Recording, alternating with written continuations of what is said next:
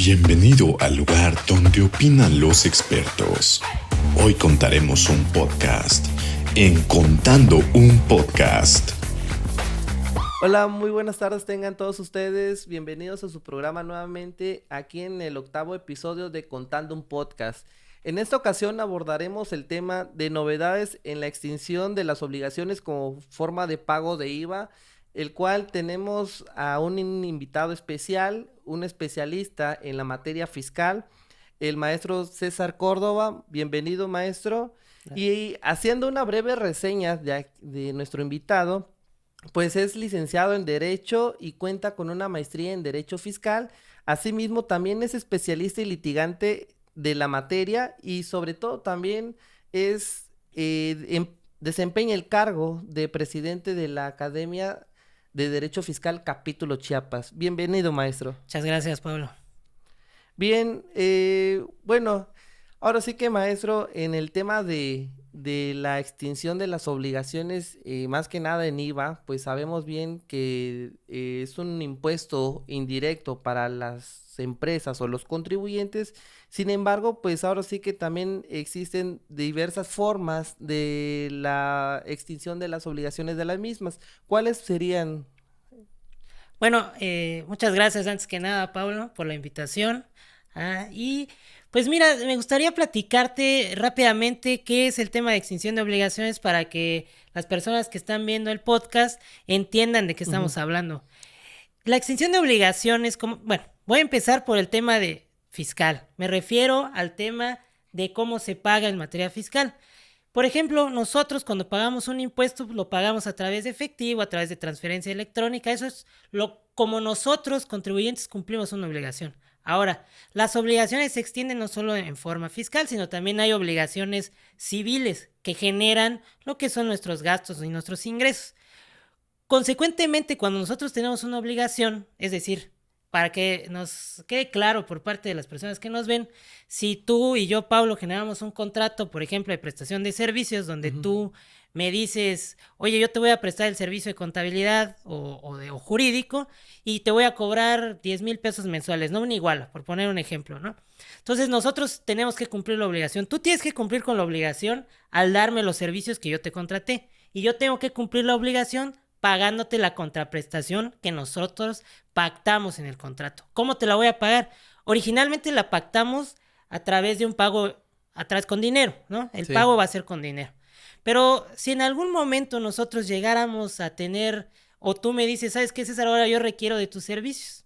Igual que celebramos un contrato con una contraprestación igual en efectivo, nada más que ahora los servicios que yo te voy a prestar pueden ser, no sé, de arquitectura y tú me vas a pagar a mí. En ese momento nosotros podemos llegar a otro convenio en el que decimos, ¿sabes qué, Pablo? Tú me debes, yo te debo. ¿Para qué pagamos y evitamos ese traslado innecesario de la riqueza? Es decir, yo te debo 10,000, tú me debes 10,000. Extingamos la obligación que tú tienes conmigo y la que yo tengo contigo porque ya nos debemos mutuamente en lugar de pagarnos. Eso es una forma de extinción de obligaciones. Yo cambié la forma de pago, que ya no te lo voy a dar en efectivo, por una forma de extinción de obligaciones. Eso es lo que en materia fiscal, la ley del impuesto sobre la renta, la ley del impuesto al valor agregado, nos da la oportunidad de realizar, ¿no? Y hay muchas formas de extinción de obligaciones. Las conocidas que establece el Código Civil Federal son 4, pero en general son muchas que se pueden llegar a obtener. Ok, entonces, por así decirlo, mi estimado maestro, pues una de las principales extinción de las obligaciones es el pago, ¿no? Independientemente, pues sea el método, puede ser ahora sí que en efectivo, transferencia, cheque, tarjeta de crédito, débito, o inclusive como lo pacte, ¿no? Pero, ¿cuál sería esas formas también de extinción? Porque una cosa, pues, es lo que dice la legislación civil, que de cierta manera pues es ¿cómo se diría? Pues una ley supletoria en materia fiscal, pero también en materia fiscal le da otro tratamiento, ¿no? Así es. Mira, lo que pasa es que cuando los artículos de la ley del impuesto sobre la renta, de la ley del impuesto al valor agregado, incluso anteriormente el Código Fiscal de la Federación, te establecían que para que una deducción fuera, o sea, más bien, deducible, tiene que estar efectivamente erogado. Y la ley del impuesto al valor agregado también te establece que para que el pago que tú hiciste del traslado del impuesto al valor agregado pueda ser acreditable, tiene que estar efectivamente pagado. Sin embargo, esos términos que nosotros tenemos en la legislación son términos jurídicos indeterminados, es decir, no sabemos a qué se refiere con efectivamente pagado. Entonces, cuando nosotros nos ponemos a realizar este tipo de estudios en la ley para poderle dar ciertas opciones a nuestros clientes, nosotros vemos que, por ejemplo, la ley del impuesto al valor agregado en el artículo 1B nos establece qué se entiende por efectivamente cobrado. No tenemos qué se entiende por efectivamente pagado, pero sí tenemos qué se entiende por efectivamente cobrado. Entonces, en un ejercicio lógico de interpretación de la norma, tú puedes decir, si ya está cobrado, lógicamente ya está pagado. Entonces, en ese momento, cuando nosotros vemos el artículo 1B de la ley del impuesto al valor agregado y la fracción octava del artículo 27 de la ley del impuesto sobre la renta, que también dice cuándo se considera efectivamente erogado y cuándo se considera efectivamente cobrado, y te dice cuando se preste en efectivo, en bienes, en servicios, en cheque, o cuando el interés del acreedor quede satisfecho mediante cualquier forma de extinción de las obligaciones. Y entonces ahí es donde nosotros tenemos que decir, bueno, ¿y cuáles son esas formas de extinción de las obligaciones? Y entonces, de acuerdo al artículo 5 del Código Fiscal Federal, nosotros nos tenemos que remitir al código, o a la legislación civil aplicable. Sí. Y en la legislación civil aplicable, ahí nos establece cuáles son los medios de extinción de obligaciones. Sí, y uno de los más comunes de esas obligaciones, mi estimado, pues es que dice, o más bien establece el Código Fiscal de la Federación, pues es la devolución, la compensación, ¿no? También habla en tema de prescripción y caducidad, ¿no? Pero esta parte de la extinción, pues ahora sí que la más común es el pago, ¿no? Y sobre todo también algo que establece dicho código, pues es que se debe de realizar en moneda de curso legal que esté en nuestro país, independientemente que resida en el extranjero la persona física o persona moral, pues debe hacer la conversión, ¿no? Ahora, ¿qué otras obligaciones de extinción son aplicables? Mira, qué bueno que tocaste el tema de la compensación, de la prescripción, que son formas de extinguir la obligación fiscal, es decir, de extinguir la obligación del pago del tributo. ¿Por qué? Sí. Porque la compensación es lo primero que yo te dije en materia civil, ¿no? Tú me debes, yo te debo, compensamos. Lo que pasa en materia fiscal, cuando yo tengo un IVA acreditable, o sea, que tengo un IVA a cargo que le tengo que pagar al SAT, y además tengo un IVA acreditable que ya me trasladaron y que mi proveedor tiene el IVA. Entonces, ¿sabes qué? Para evitar ese inútil traslado simplemente compensamos, ¿no? Yo ya no te pago lo que te debo porque tú también me debes algo. Ese es un tema de la compensación. Pero en este caso estamos hablando de las obligaciones que nacen entre los contribuyentes. No contribuyente fisco, sino contribuyente con contribuyente, que derivan nuestras deducciones y nuestros acreditamientos. Y entonces en el Código Civil Federal sí nos establece cuáles son estas formas. Una es la compensación, que ya tenemos muy claro qué es. Luego también tenemos la confusión de derechos. ¿Qué quiere decir la confusión de derechos? Es cuando, por ejemplo, yo soy deudor. Vamos a suponer que una empresa contrata igualmente un servicio con otra empresa, pero llega el punto en el que la empresa que contrató el servicio y que le debía dinero a la otra empresa, compra a la otra empresa. Entonces se confunden los derechos porque yo ya soy dueño de la empresa, entonces yo ya no me puedo pagar a mí mismo. Eso es la confusión. Ya yo soy el deudor y el acreedor al mismo tiempo, entonces se extingue la obligación. Esa es otra de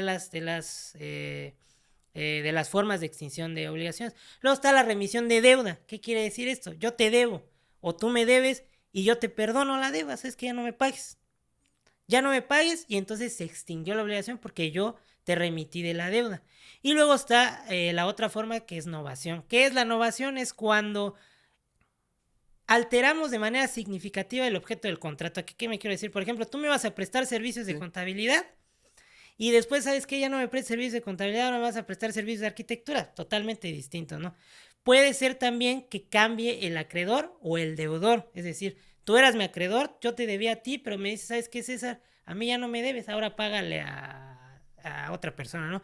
Esa es la novación subjetiva, donde cambias a los sujetos que van que tienen la obligación, ¿no? El acreedor o el deudor, cualquiera de los dos pueden ser. Y la novación objetiva es cuando cambias el objeto. Así como ahorita ya no me vas a prestar servicios de contabilidad, ahora me vas a prestar servicios de arquitectura. Esas son las 4 formas que establece el Código Civil Federal para extinguir la obligación. Ah, ok. Pero aparte también existe lo que es la dación en pagos, ¿no? Para extinguir la obligación. Ah, sí, claro. Lo que pasa es que la dación de pago es una forma distinta de pago, pero sigue siendo pago, hasta en su nombre lo dice.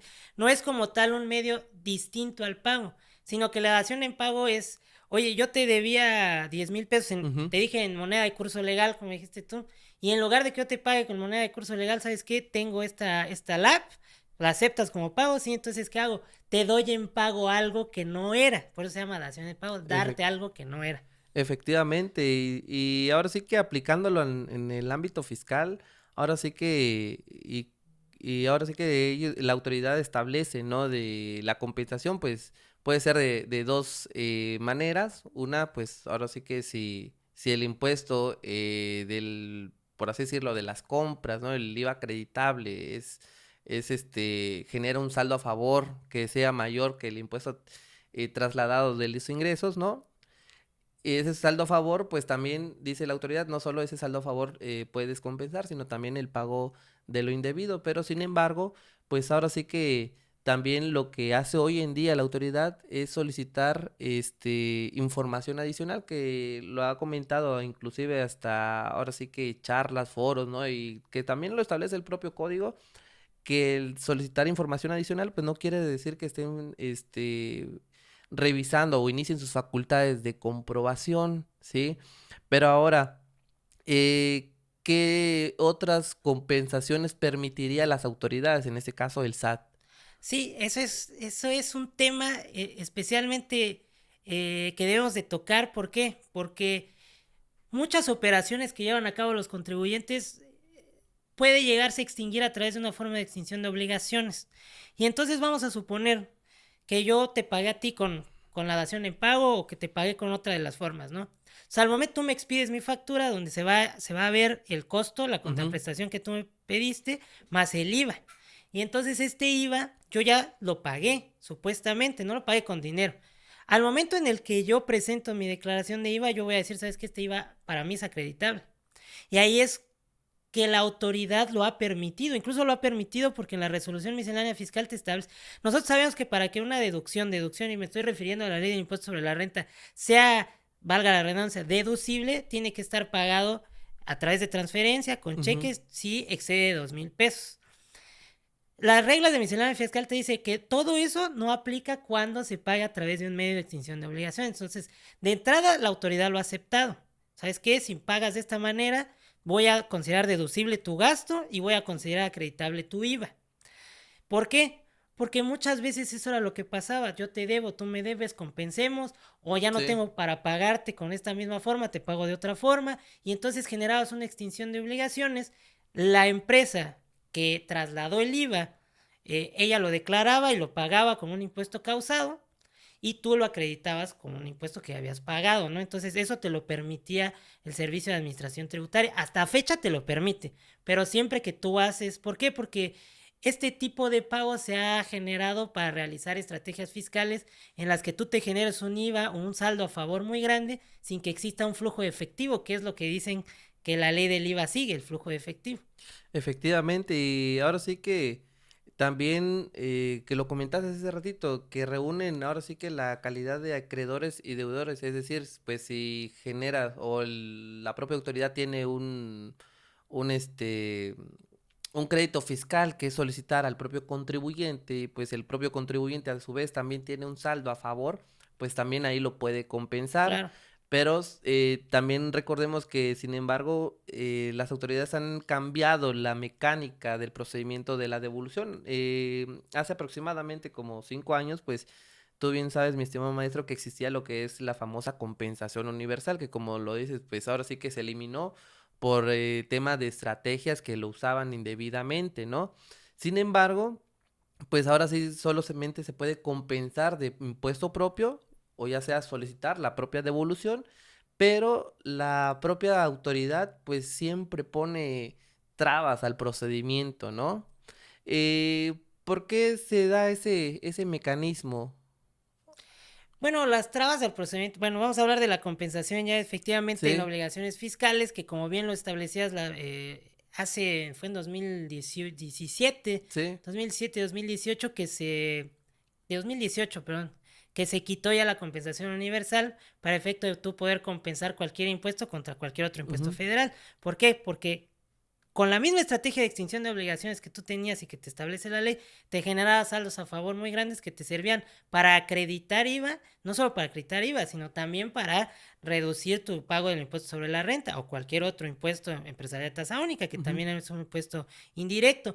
Entonces, derivado de este tipo de estrategias que se llegaron a realizar por ciertos contribuyentes y por ciertos asesores, pues entonces la autoridad se empezó a fijar más en, voy a ver o voy a revisar tu saldo a favor que tú estás tratando de compensar, porque a lo mejor te generaste, como habíamos dicho, con el 1B, con el 27 fracción octava de la ley de impuesto sobre la renta, el 29 del Código Fiscal, te generaste un saldo a favor muy grande y lo estás utilizando para compensar.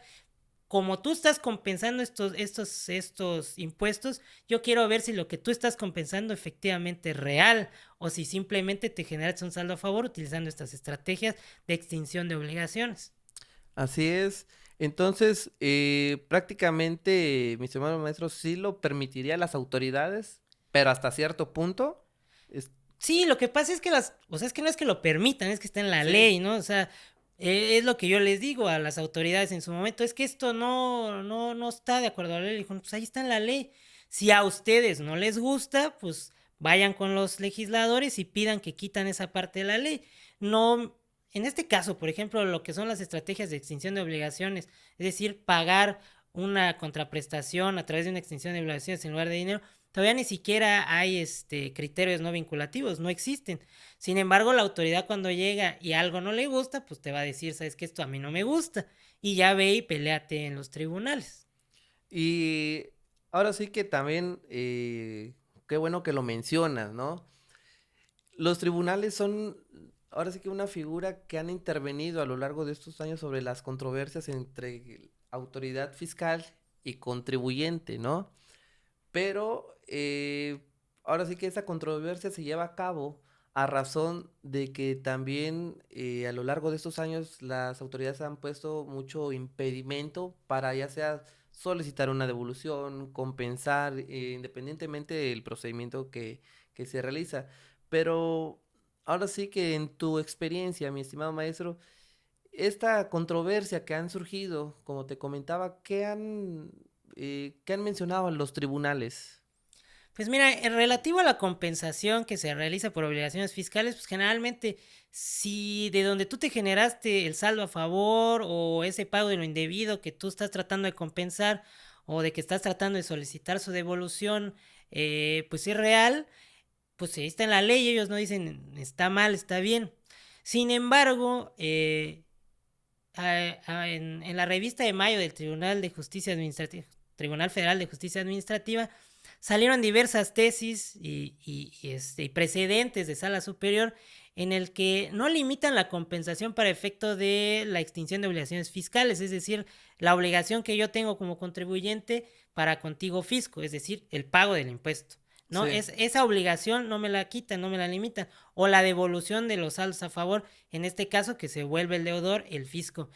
Sin embargo, lo que sí empezaron a limitar fue precisamente de dónde viene ese saldo a favor, cómo hiciste ese saldo a favor, hubo o no hubo flujo efectivo, pagaste o no pagaste, porque eso es lo que sí. cuestionan. O sea, Y perdón que te interrumpa, hoy en día se escucha mucho lo que es la materialidad de las operaciones, ¿no? De que las autoridades dicen, bueno, ¿de dónde está surgiendo ese saldo a favor? ¿Por qué surgió, no? ¿Con cuál fue el motivo, no? Y a raíz de eso, que si bien es cierto, pues este saldo a favor, esta compensación, ¿no? Es un derecho que tiene el propio contribuyente. Sin embargo, dice la autoridad, bueno, te voy a solicitar información, no voy a ejercer mis facultades de comprobación, que sabemos que son unas facultades de control, revisión, verificación, vigilancia. Sin embargo, lo puede ejercer en cualquier momento. Ahora sí que es como que una causal de verificar dónde procede y si ahora sí que si es legal, ¿no? Ese procedimiento. Así es, precisamente es la parte que pues últimamente las autoridades federales, hacendarias, han tenido mucho, bueno, han estado muy puntillosas en que les expliquemos cuáles son o qué o cuál es la materialidad de las o los gastos, las deducciones que nosotros presentemos o de lo del IVA acreditable que nosotros queramos. Entonces, te voy a platicar el caso que salió en la revista de mayo del Tribunal Federal de Justicia Administrativa. ¿Por qué? Porque es un tema interesante porque se fue a un juicio exclusivo de fondo. Yo supongo que lo hicieron para ganar tiempo, Sí. porque tú sabrás que el juicio exclusivo de fondo no tienes que garantizar. Era un crédito de 28 millones de pesos que se generó a través de un IVA acreditable que ellos declararon y como no tenían con qué acreditarlo, pidieron el saldo a favor, o sea, pidieron la devolución del saldo a favor. Entonces la autoridad llegó y les dijo, oye, ¿y de dónde salió ese saldo a favor? Ah, mira, fíjate que yo tuve una transacción con 2 de mis proveedores. Esos 2 proveedores a mí me prestaron unos servicios, uno por 15 millones, el otro por tantos millones, 60, algo así, por tantos 60 millones. Me prestaron el servicio y cuando se dio la oportunidad de que yo les pagara, yo no tenía dinero, pero yo les ofrecí una forma distinta de pago, ¿no? Yo les dije, ¿sabes qué? No tengo dinero para pagarte de esta forma, pero sí te puedo pagar emitiéndote acciones en tu favor. Pago con acciones, ¿no? Que se realizó una novación, una extinción de obligaciones, novaron la obligación y dijeron, ahora quien te va a deber o a quien le voy a deber va a ser al dueño de la empresa, no al socio mayoritario, no a la empresa. Sí. Ya cambiamos al sujeto de la obligación primaria, es decir, y después ya no te voy a pagar con dinero, ahora te voy a pagar con acciones. Entonces, ¿qué pasó con estas 2 obligaciones primarias? Se extinguieron. Una, porque yo te dije, ¿sabes qué? Ya no te voy a pagar a ti empresa, le voy a pagar a tu socio. Entonces, cambiamos el sujeto. Y 2, ya no te voy a pagar con dinero, ahora te voy a pagar con acciones. Entonces, la sociedad emitió acciones en favor del socio mayoritario de las 2 empresas.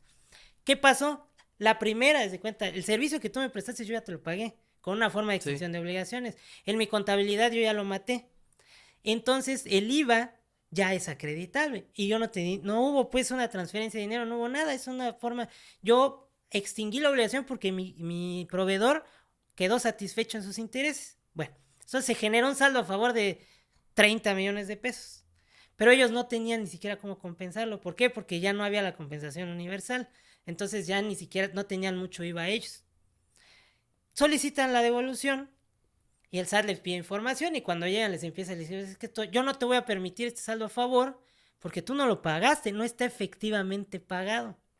Y entonces ya empieza la sala superior a hacer un desglose, que a mi parecer es erróneo, pero bueno, empieza a hacer un desglose porque te dice, no es lo mismo que esté cobrado, porque eso sí le dijeron, a los proveedores sí les cobro el IVA, pero a ti no te lo hago acreditable, porque no es lo mismo que esté cobrado a que esté pagado. Entonces es una cosa que dijeron ellos, porque el 1B te dice, se entiende que se están cobradas las contraprestaciones cuando se entreguen bienes, cuando se entreguen servicios en efectivo, o bien cuando se extinga la obligación y queden satisfechos los intereses del acreedor. Ellos dicen, es que dice contraprestación, no dice el impuesto. Entonces lo que tú estás extinguiendo es lo que tú le debías a él, pero no el IVA que él me tiene que pagar a mí, porque tú eres el sujeto. Ellos lo denominan de esta manera, tú eres el sujeto económico, es decir, tú eres el que tiene que pagar ese IVA.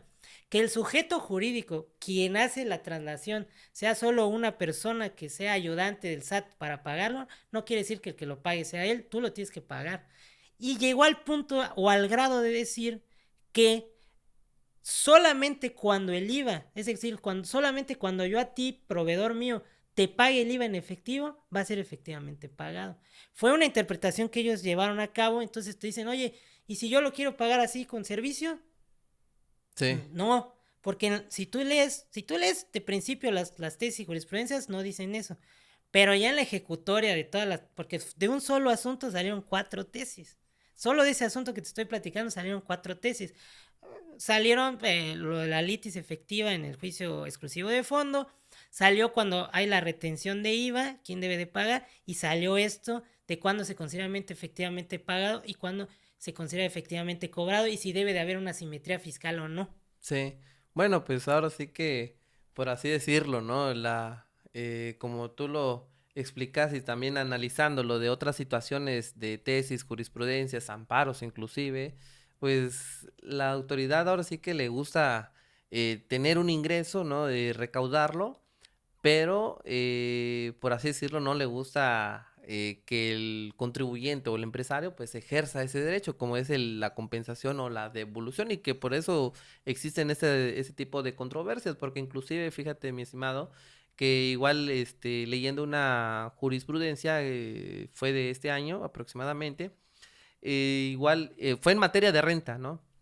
En el cual el contribuyente se dio de una suspensión de actividad, era asalariado y pues solicitó la propia devolución. Una vez presentando su declaración, solicitó la propia devolución, en el cual la propia autoridad se lo negó, ¿no?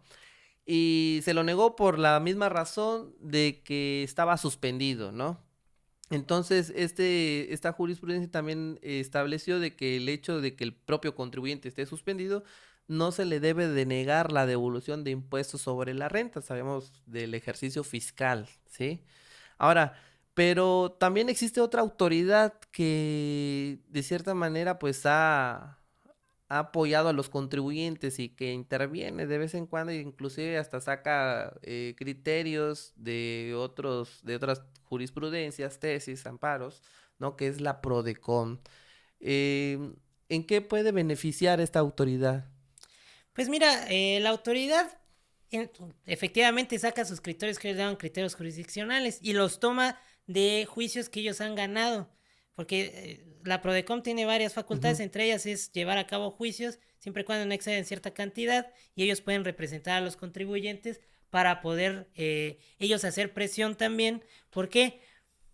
Porque, por ejemplo, hay tesis, jurisprudencias y fue precisamente por la misma PRODECOM que lo llevó a cabo, del amigo, el amique curiae, o sea, el amigo del juzgado. Sí. ¿Qué quiere decir el amigo del juzgado? Que, por ejemplo, si yo tengo un juicio en contra del SAT en el que estoy solicitando la devolución de saldos a favor y yo anteriormente le presenté la queja a PRODECOM para que él determinara si efectivamente el saldo a favor que yo estoy solicitándole al Servicio de Administración Tributaria debe de dármelo o no, y en esa queja la autoridad emite un criterio o una recomendación para efecto del SAT y le dice, ¿sabes qué? Lo que te está pidiendo el contribuyente es legal y se lo tienes que devolver. El SAT no tiene la obligación de hacerle caso porque simplemente son recomendaciones.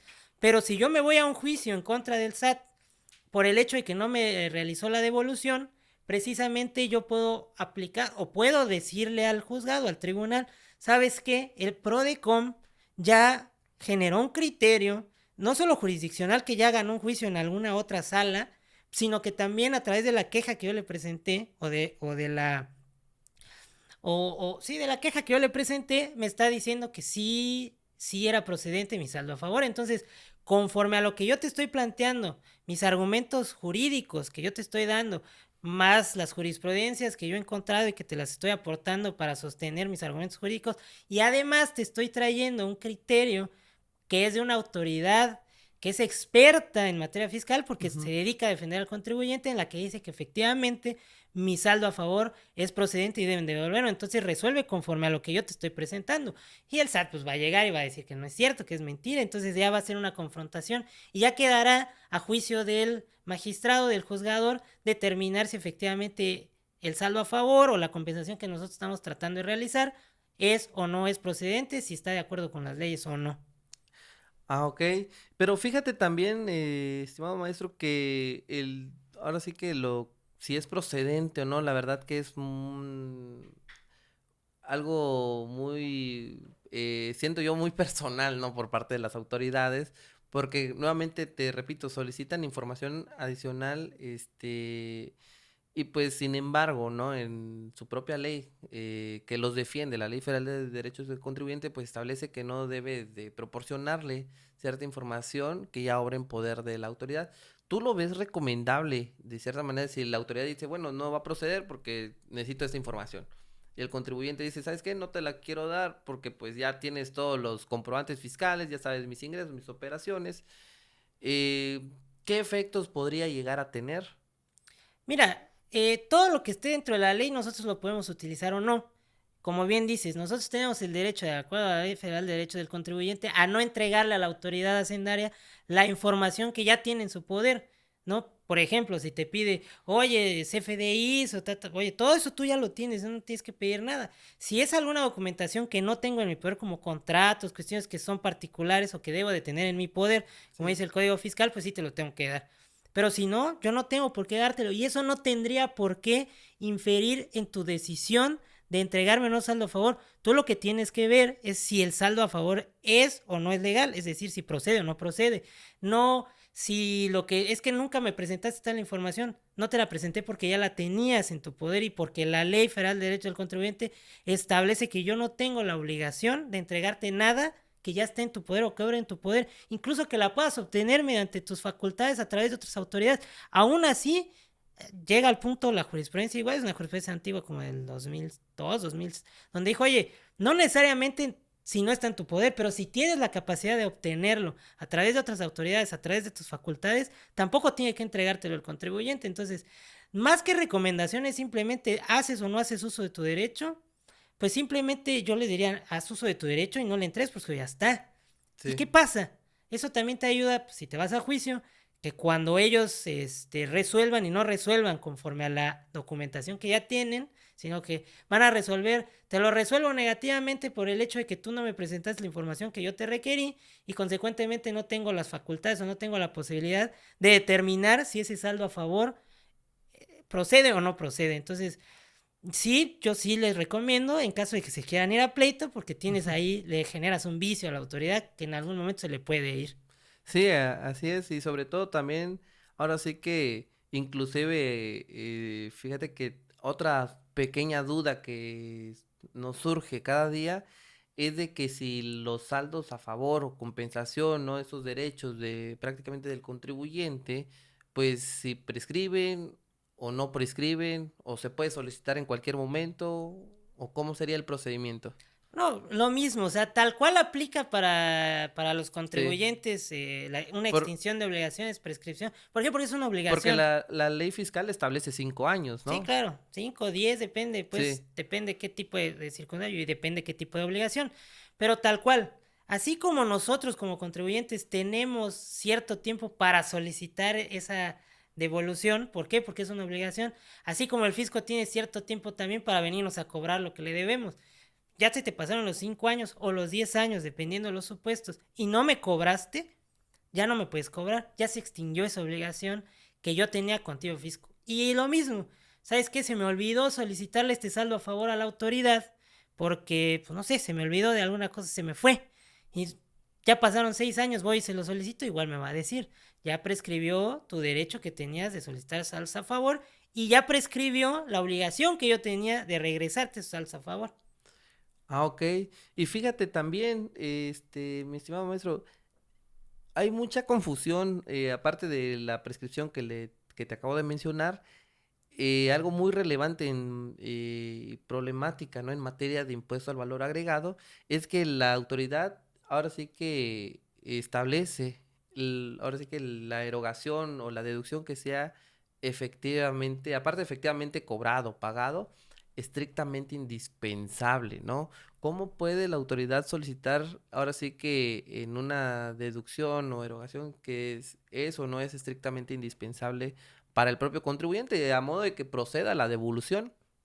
Pues te digo, ellos van a tratar de decir que no. O sea, nosotros también tenemos muy claro, o desde hace mucho tiempo, que el término estrictamente indispensable en las leyes fiscales es un término jurídico indeterminado que la jurisprudencia se ha encargado de definir y decirte, pues es estrictamente indispensable si lo que ahora ya es razón de negocio, lo copiaron de ahí, si te genera alguna ganancia, si ese gasto, Ujú.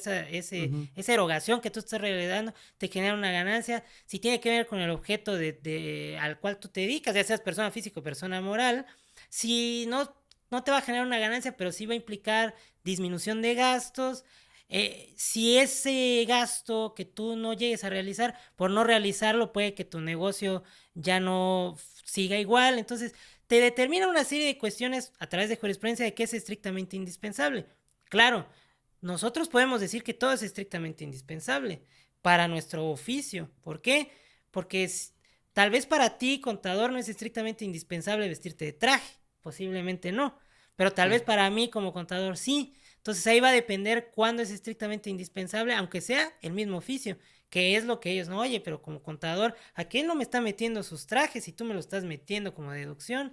Pues a lo mejor sus clientes no necesitan ver que está vestido de traje para contratar, pero a mí mi cliente me ve de guaraches y no me va a contratar. Entonces depende pues mucho de cuándo es estrictamente indispensable y de las circunstancias del contribuyente. Muy bien. Y ahora sí que esto a lo que va, mi estimado maestro, es porque hay muchas contribuyentes, empresarios que inclusive meten hasta la despensa, ¿no? Como tú dices, el traje, zapatos, accesorios, ¿no? Pero la propia autoridad se ha encargado, inclusive los tribunales, de definir cuál es estrictamente indispensable para la actividad o la obtención de esos ingresos. Muchísimas gracias por acompañarnos en esta ocasión. Esperemos tenerlo nuevamente aquí, mis estimados maestros. Y estimados participantes, recuerden seguirnos en nuestras redes sociales en Contando un Podcast a través de CAFIL México por la página de Facebook, Instagram, YouTube y Spotify. Muchísimas gracias y hasta la próxima. Expertos en temas legales, fiscales y de negocios. En Contando un Podcast.